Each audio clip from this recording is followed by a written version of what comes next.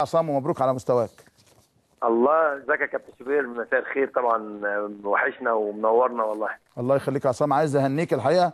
انا كنت في مداخله ما اعرفش سمعتها ولا لا في تلفزيون او قناه قون السودانيه، وقلت لهم انه عصام مصدر قوه رهيب جدا للمريخ، وانه من الصعب تسجيل هدف في مرماه، وقلت لهم المباراه تخلص تعادل 1-1 او فرق هدف بالعافيه لاحد الفريقين. بس انا الحقيقه اتفرجت على ملخص المباراه. عصام الحقيقه بشعر انك السن ده ملوش عندك حاجه، انت بتتعامل محترف، بتأدي باعظم يعني في احسن حالاتك الحقيقه. لا هو طبعا هم طبعا في ناس كتير طبعا قالت لي انت المكالمه اللي انت عملتها وزي ما قلت لك ماتشات الديربي دي بتبقى ماتشات بتبقى صعبه قوي. طبعا نادي الهلال كان متقدم طبعا ب6 بونت من الضوء الاول، والحمد لله احنا ماشيين من ساعه ما لعبنا في الدوري من الضوء الاول. الحمد لله لعبنا حوالي 6 ماتشات، 7 ماتشات كسبنا منهم 6 وفي واحد اللي هو الاخير ده احنا كان هدفنا ان احنا نكسب امبارح، بس طبعا توفيق طبعا ما حالفناش طبعا لغايه الدقيقه. حصل مشكله عندنا، كان في لاعب اصيب طلع بره في وقت اللي كان اللاعب اللي كان ماسكه حط الجون. بس هو طبعا عايز اقول موضوع التالق ده وموضوع ده الحمد لله والشكر لله ده توفيق من ربنا سبحانه وتعالى. بيجتهد وبيتعب وبيحط قدامه اهداف. هي بس طبعا الحاجه اللي بتحزن اللي حصل بعد الماتش. غريبه على الجمهور السوداني يا عصام الحقيقه، يعني يمكن حصل في ماتش افريقيا لكنه غريب. انا كنت دايما اقول للاخوه في السودان اقصى اعتراض لهم يقولوا التحكيم فاشل، لكن امبارح غازات مسيله للدموع وتحطيم المدرجات ونزول الى ارض الملعب بهذا الشكل. الحمد لله ما حصلش ضحايا، لكن كان في 41 مصاب. ده غريب قوي يا عصام على الكره السودانيه. بص يا كابتن، انا دي الحاجه الوحيده اللي انا بقولها لك، يعني استاد المريخ ده لو انت شفته امبارح انت عارف اكيد شفت استاد المريخ، كنت موجود فيه قريب كمان. ما هوش استاد، يعني ما عادش استاد. تكسير الكراسي والمدرجات اللي اتكسرت بطريقه وبعد الماتش شغب جامد والشرطه تتدخل وتعمل الحاجات دي. انا اول مره تحصل على الكره السودانيه بالذات. وطبعا دي حاجه انذار ده اللي الخطا اللي جاي مش الوقت، ان انذار الخطا اللي جاي، لان لسه السنه دي انا بقولها لك لسه المريخ هيلاعب الهلال في الكونفدراليه بعد 3 اسابيع. لسه المريخ هيلاعب الهلال ان شاء الله لو في نهائي كاس، لسه الاثنين هيلعبوا بعض. في لسه بعد كده لو ربنا كرم في الكونفدراليه واحنا الاثنين وصلنا للنهائي لسه هنلعب، يعني فهيبقى في حاجه ماهاش كويسه. اللي انا بقوله يا جماعه لازم يكون هاديين، لازم شجع فرقتك بكل حاجه بحماس، بدون تعصب، بدون ان يحصل اصابات. امبارح 41 او بالتالي اكتر من 40 كمان، يعني ده في حوالي 50 واحد. بتمنى ان هي الفتره اللي جايه ما تبقاش موجوده، لان لو هيحصل الفتره اللي جايه هيحصل مشاكل اكبر واكبر.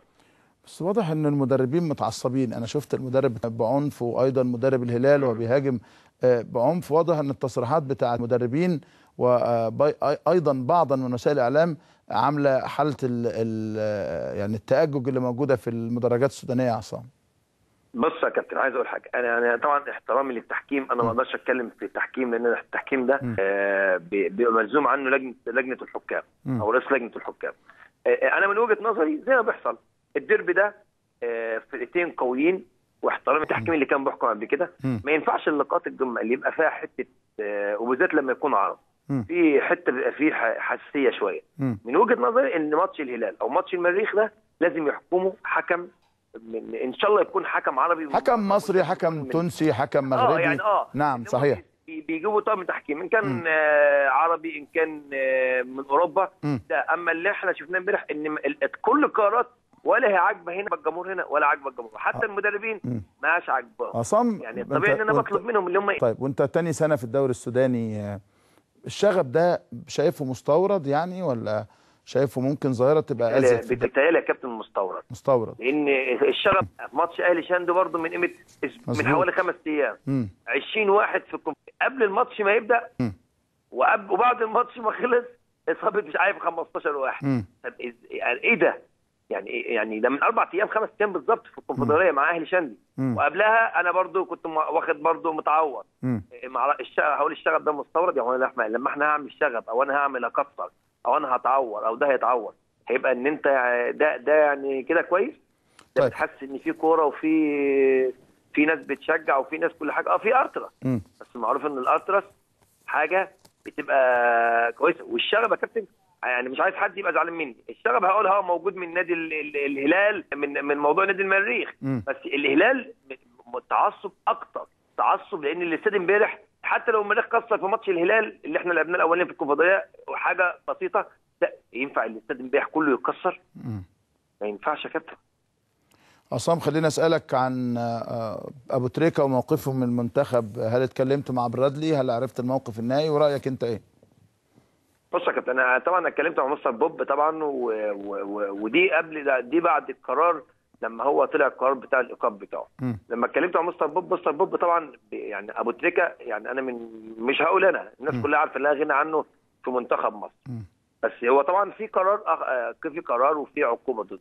موضوع العقوبه ضده والحاجات دي، مستر بوب هو طبعا قال لك انا مش هقدر اخد اي قرار، والكلام ده كله ده انا بقوله لك اكيد ان هو مش هيقدر ياخد اي قرار ان كان جهاز فني او مستر بوب بقيادته طبعا، الا لما هيشوفوا النادي الاهلي الفتره اللي جايه هيحصل ايه. ابو تريكه هيلعب ولا مش هيلعب؟ ابو تريكه موقوف الايقاف بتاعه مكملين اللي هو شهرين زي ما هم قالوا ولا لا؟ يعني اي حاجه كلها مش متوقفه على منتخب مصر، متوقفه على النادي الاهلي وعلى قرار الجهاز الفني بتاع النادي الاهلي. يعني اذا لم يشارك مع الاهلي مش هيشارك مع المنتخب؟ لا انا بقول لك على يعني ده توقعك يعني؟ ده توقع من الكلام اللي هو بيدور، ان كان من الجهاز الفني او من المسؤولين، ان اي قرار احنا ما احناش طرف فيه الوقت. الطرف كله لغايه ما نشوف النادي الاهلي هم ابو تريكه ان شاء الله هيلعب وموجود، او حتى هو لو موجود ودخل اكيد لا غنى عن ابو تريكه في منتخب مصر. انت عارف الموضوع ده. بس هو طبعا القرار كله مش بتاع الجهاز الفني، القرار كله هم بيستنوا النادي الاهلي، اكيد القرار النادي الاهلي هو اللي هيتقرر، واكيد الكابتن ضياء اتكلم في الموضوع ده قبل كده، والكابتن زكي اتكلم في الموضوع ده، ومستر بوب. انت جاي امتى مصر بالسلامه يا عصام؟ ان شاء الله انا عندي ماتش يوم بعد 4 ايام ان شاء الله في الدوري، وبعدها يوم 26 ماتش، يوم 30 ماتش ان شاء الله. عندي ماتش يوم 6 في الكونفدراليه ان شاء الله في انجولا، وان شاء الله بعد الكونفدراليه ان شاء الله اكون في مصر يوم 7 ان شاء الله. عصام الحضري بهنيك على مستواك والحمد لله على السلامه، اشكرك شكرا جزيلا. اشكرك شكرا جزيلا. قبل ما اروح لفاصل وتقرير بمناسبه الشغب، بس عشان اشرح لكم قلبكم يعني، عشان بس تبقوا تصدقوني يعني. في ايران بيلعبوا سباهي ولا سبهان الايراني بيلعب الاهلي، فقام عيلين كده رموا حاجات في المدرجات في الملعب، فواحد من لعيبه الاهلي خد البتاع بيرميها بره، تلاقي احدى المفرقعات بوم راحت مفرقعه، راح